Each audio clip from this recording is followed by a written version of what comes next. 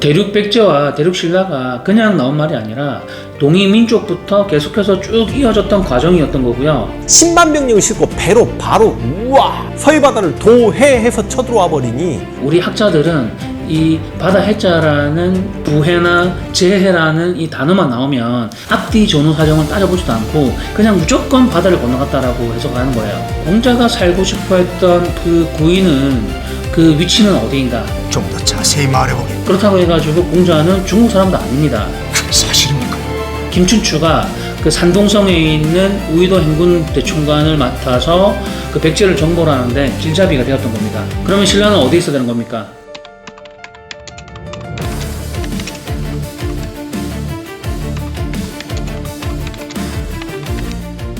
안녕하십니까. 프로파일러 시선 채널 운영자 강정입니다. 오늘은 고대사 동이민족에 대해서 얘기를 할 거고요. 공자가 노후에 살고 싶어했던 고조선과 낙랑에 대해서 설명을 드릴 겁니다. 그토록 동경했던 고조선과 그리고 낙랑, 그 위치는 어디인가, 그 부분에 대해서 설명을 드릴 거예요. 산해경에도 나와 있지만 기원 전부터 중국 사람들이 동방에 있는 국가 고조선과 낙랑에 있는 그 민족들을 동방예의지국이라고 불렀습니다. 논어와 한서 시리즈에 나와 있는 이 기록들, 정사의 기록들을 가지고서 여러분들께 정확하게 프로파일을 해드릴 거거든요. 준비되셨습니까? 공자의 그 고향이기도 하지만 공자가 노후에 그토록 살고 싶어 했던 그 구이민족, 동이민족에 대해서 설명을 드릴 거고, 우선 제가 후한서 동이열전을 한번 읽어봐 드릴 건데요. 이에는 9종류가 있으니 견이, 우이, 방이, 황이, 백이, 적이, 현이, 풍이, 양이가 그것이다. 그러므로 공자도 구이에 살고 싶어 했다 라는 기록이 있습니다. 한서 지리지에 보면 은나라의 정치가 쇠퇴하자 기자는 조선으로 가서 백성들에게 예의와 농사, 양잠, 길쌈을 가르쳤다. 낙랑과 조선의 백성들에게는 8가지 금법이 있었는데 살인한 자는 사형으로 처벌하고 남을 다치게 한 자는 곡식으로 배상하게 하였으며 민법과 관련된 부분들이네요. 도둑질한 자는 남자는 노비, 여자는 여종으로 삼고 신분을 회복하려면 한 사람당 50만 전을 내게 하였다. 뒤에는 금법이 점차 늘어나 60여 조항에 이르렀는데 이는 어질고 현명한 교화의 결과로 여길만하다. 또한 동이는 천성이 유순하여 다른 지역의 오랑캐들과 달랐으므로, 다른 오랑캐들이라고 하면 남이, 북이, 그리고 서이가 있는데 그 중에 동이는 남들과 달랐다, 이 얘기입니다. 이 글의 문맥만 보면 동이의 성질에 대해서 얘기를 하고 있고 고조선과 낙랑에 대해서 설명을 하고 있습니다. 그리고 낙랑과 조선의 번금 8조 그 법률에 대해서 설명을 하고 있거든요. 이 문맥상으로 공자가 살고 싶어 했던 그 구인은 동이의 계통이고, 그리고 그 동이에는 고조선과 낙랑이 포함되어 있는 겁니다. 그렇죠? 공자가 도가 행해지지 않음을 단식하여 뗏목을 타고 바다에 건너 구위에 가서 살고자 한 것도 그럴 만한 이유가 있었던 것이다. 고공자도 도불행, 설부 어허 욕고 구위. 이거를 한국식으로 해석을 하면 바다 위에 이제 뗏목을 띄워놓는 그런 형국인데, 바다 위에 뗏목을 띄우면 어떻게 됩니까? 그 뗏목 위에 사람이 타고 있으면 어떻게 돼요? 10분도 안 돼서 그 뗏목은 침몰하고 맙니다. 그리고 바다라고 한다면 굉장히 넓은 바다잖아요. 그 바다에 뗏목을 가지고서 노를 저어서 갈 수가 없단 말이죠. 지금 이게 한서 지리지에 나오는 부분들이기 때문에 공자가 중국의 뭐 낙양이나 중원에 있다가 동쪽으로 강을 이용해서 하천이나 수로를 이용해서 뗏목을 타고서 자신의 고향을 가는, 동쪽으로 가고자 하는 교통수단을 얘기하는 겁니다. 철학적인 어떤 비유법이라던가 그런 은유법을 활용해가지고 도를 깨닫기 위해서 바다를 향해 떠나라, 뭐 이런 뜻이 아닙니다. 지난 시간부터 계속 설명드렸지만 부해라는 것은 하천이나 강에 배를 띄운다는 뜻이거든요. 배를 띄워서 이동하다, 그런 뜻을 이제 부해라고 하는 거예요. 우리나라 학자들은 이 부해를 바다를 건너간다, 이런 식으로 해석하다 보니까 굉장히 해프닝이 일어나고 해석 자체가 엉망이 되어버리거든요.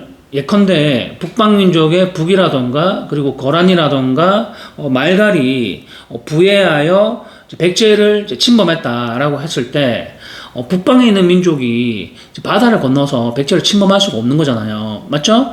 왜냐하면 북쪽에는 그 고구려가 있기 때문에 기병 수십만을 동원해서 바다를 건너갈 수가 없단 말이에요. 그렇다면 이 부해라는 것은 바다가 아니라 강을 의미하는 거고 강을 건넜다라고 해석하는 게 맞는 거예요. 마찬가지로 663년에 백제가 부흥을 하고 복신이라는 장수가 백제의 부흥군을 통솔한단 말이죠. 그때 당나라 장수가 내주, 청주, 등주, 해주 이 산동성 지역에서 그 전장 지역인 그 현장에서 군사 7천을 징발해가지고 그 전장 지역으로 곧바로 부해하다. 7,000명의 군대가 서해 바다를 건너갔다라고 해석할 게 아니라 그 7,000명의 군대가 강줄기나 하천을 이용해가지고 배를 함선을 띄워가지고 군사를 이동시켰다. 이렇게 해석하는 게 맞는 표현입니다. 삼국지 위서 동의전을 보면요. 공소년의 부주 3대가 계속 요동을 차지하였다. 천자는 그 지방을 전력으로 여겨 공손씨에게 해외 일을 맡겼다. 그 결과 동의와의 관계가 끊겨 중국과 통하지 못하였다.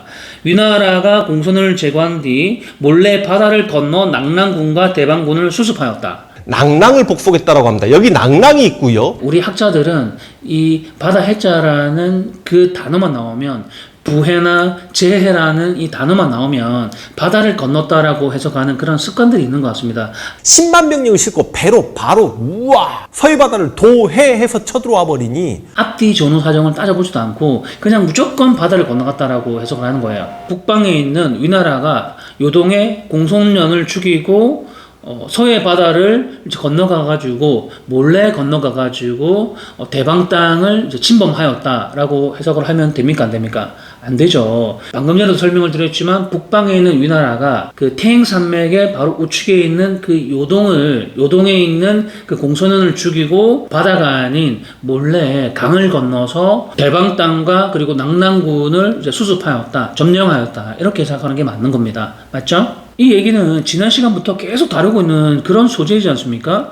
북위 같은 경우는 이제 북방에 있는 나라인데 그 북방에 있는 나라가 몰래 배를 타고서 황해북도 대방 땅을 수습하고 이제 낙랑을 점령하고 했다라는 게 그게 말이 되는 얘기예요? 북위가? 낭랑을 복속했다라고 합니다. 여기 낭랑이 있고요. 말이 안 되는 얘기잖아요, 이거는. 그런데 여기서 더 웃긴 게 무엇이냐면 공자는 산동성 사람이잖아요. 자기 고향이. 그런데 공자가 노후에 동쪽의 그 구이지역, 동이지역에서 살고 싶다고 했는데 주로 낙랑과 조선, 고조선 같은 경우는 동방 예의지구력이었단 말이죠. 그런데 공자가 뭐가 아쉬워가지고 한반도에 가서 살고 싶다라고 얘기했을까요? 이게 말이 되는 얘기예요? 말이 안 되잖아요. 공자의 고향은 산동성이기 때문에 조선과 낙랑은 산동성과 하북성 일대에 있었기 때문에 구위에 가서 살고 싶다. 동위에는 고조선과 낙랑이 있는데 동방 예의지국이고 품성이 천성이 유순하고 착하고 예의가 있는 그런 나라이고 그런 민족이다. 그래서 동위에 가서 살고 싶다라고 얘기를 한 겁니다. 내 생각도 그러하다. 한반도에는 낙랑이나 조선이 아니고요. 중원이라고 한다면 그 중심지가 어디냐면 장안이나 낙양 뭐 이쪽이잖아요.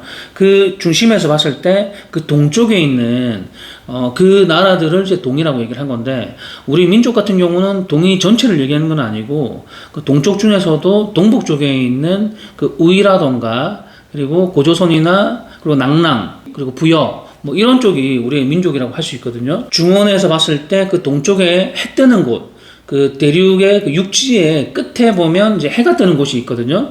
거기가 바로 우이라고 하는 거예요. 중국 중원에서 봤을 때 동쪽에 해 뜨는 곳은 한반도 동해안을 얘기하는 것일까요? 아니면은 그 산동성이나 강소성을 얘기하는 겁니까? 중국의 입장에서 봤을 때 한반도 같은 경우는 관심도 없는 변방 중에 변방이라고 봐야 되는 거예요. 무을에 이르러 은이 쇠약해지자 동이가 점차 강성해져 드디어 회수와 대산으로 나뉘어 옮겨오더니 점차 중토에까지 뻗어와 살게 되었다. 대산이 어디냐면 산동성 서북쪽에 있는 그 큰 산 있잖아요. 그 북쪽에는 황산이 있고 황산벌 전투가 이루어졌던 곳. 거기가 바로 대산입니다. 그 지역이 동이가 살고 있었던 그 동이의 강역인 겁니다. 그런데 우리 교과서에 보면 동이의 강역은 굉장히 산동성 아주 미세하게 묻어 있는 것처럼 이렇게 표현되어 있지 않습니까? 그리고 여기에 회수가 어디냐면 중국의 그 장강 있잖아요. 장강의 하류의 동쪽, 그 동쪽에 있는 강이 양자강인데 그 양자강에서 황하강까지 그 사이에 많은 강줄기가 있는데 그 사이에 있는 강을 이제 회수라고 하는 거거든요. 그렇다면 중국의 동쪽에 그 절강성과 강소성 그리고 산동성 이 지역이 바로 동이의 지역이라고 지금 여기에 나오는 거예요. 그 부분을 동이가 강성해져서 이 지역까지 점령하고 여기서 살았다. 기원전 12세기부터 그 부분을 얘기를 하는 겁니다. 언제부터? 은이 쇠약해지고 나서부터. 이 얘기를 들었을 때 정말 심각해지지 않습니까? 대륙 백제와 대륙 신라가 그냥 나온 말이 아니라 동이 민족부터 계속해서 쭉 이어졌던 과정이었던 거고요. 그리고 그 지역은 사만이 있었던 바로 그 지역입니다. 사만. 한반도에 있는 사만이 아니고요. 사만이라는 그 지역은 사방의 영토가 사천리나 되는 그 큰 강력입니다. 한반도에서는 사천리의 강력이 나오지 않아요. 삼국사기를 제가 한번 읽어보면요. 660년 3월에 당나라 고종이 자무이 대장군 소정방을 신구도 행군 총관으로 삼고 칙명으로 왕이라고 하면 무열왕 김춘추를 얘기하는 겁니다. 우의도 행군 총관으로 삼아서 장수와 군사를 거느리고 그들을 응원하게 하였다. 김춘추가 우의도 행군 총관이라는 얘기예요. 우의도라고 하면 방금 전에 얘기했겠지만 산동성 지역이거든요. 김춘추가 그 산동성에 있는 우의도 행군 대총관을 맡아서 그 백제를 정복을 하는데 길잡이가 되었던 겁니다. 그러면 신라는 어디에 있어야 되는 겁니까? 다음 시간에는 삼국사기의 우의도 행군 대총관 김춘추에 대해서 설명을 드리고 분석하는 시간을 가져볼 거거든요.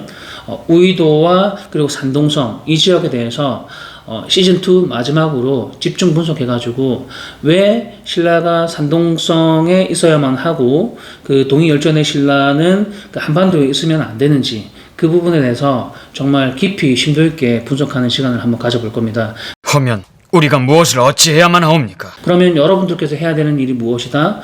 구독과 알림 설정을 해놓으시고 기다려주시면 좋을 것 같습니다. 마지막으로 이 영상을 보시고 나서 착각하거나 오인하면 안 되는 게 무엇이냐면 공자가 동이민족의 그 계통이라고 해가지고 공자가 한국 사람이라고 주장을 해서도 안 되고 그렇다고 해가지고 공자는 중국 사람도 아닙니다. 한국이라는 나라와 중국이라는 나라는 근대 100년 사이에 일어났던 그런 국가이기 때문에 그 기준으로 만들어진 그 이름이지 공자가 활동하던 시기는 이제 기원전이지 않습니까? 몇천 년 전이란 말이에요. 그렇기 때문에 중국 사람이다, 대만 사람이다, 한국 사람이다 이런 기준으로 이런 시선으로 바라보면 안 되는 겁니다. 무슨 말인지 이해하셨죠?